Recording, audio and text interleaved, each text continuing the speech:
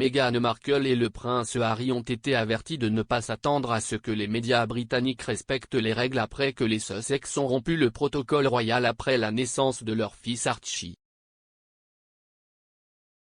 La seconde moitié du documentaire explosif de la BBC Tous les princes et la presse a été diffusée hier soir. L'épisode a vu le journaliste Amol Rajan analyser les 3 dernières années tumultueuses de la famille royale qui ont vu la naissance du fils de Harry et Meghan, Archie, et les tournées royales des Sussex et des Cambridge. Le documentaire explore ensuite les circonstances entourant la décision de Harry et Meghan de se retirer de leurs fonctions royales.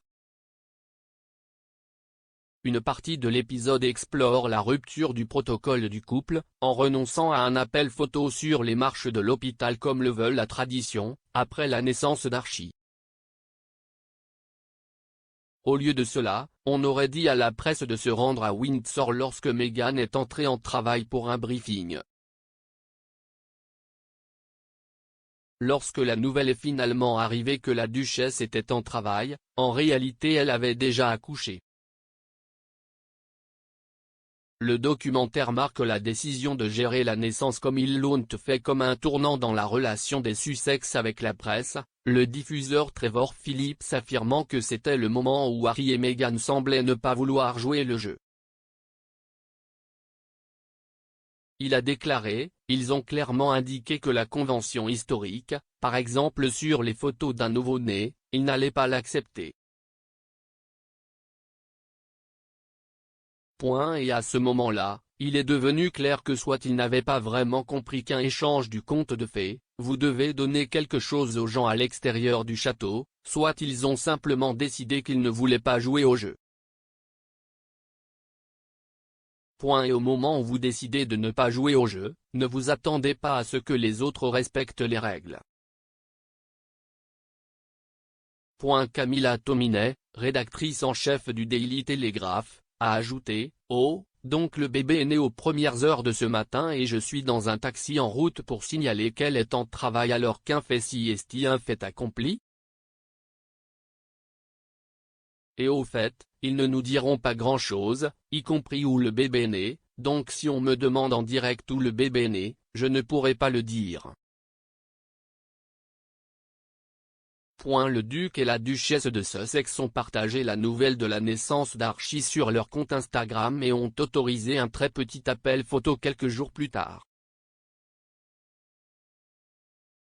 Le correspondant royal de Sky News, Rhiannon Mill, a expliqué, « Lorsque nous avons finalement été présentés à Archie, c'était 3 jours après sa naissance.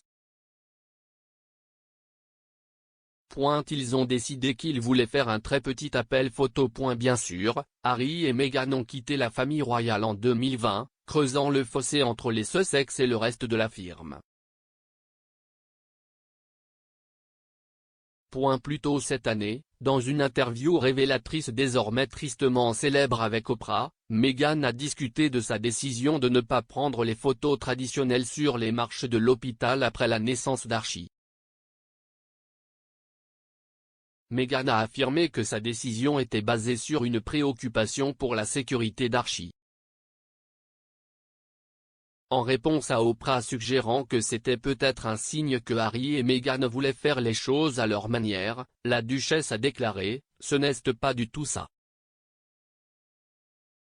Le nouveau documentaire d'Amol Rajan a suscité une controverse importante et a ajouté aux tensions entre la BBC et la famille royale.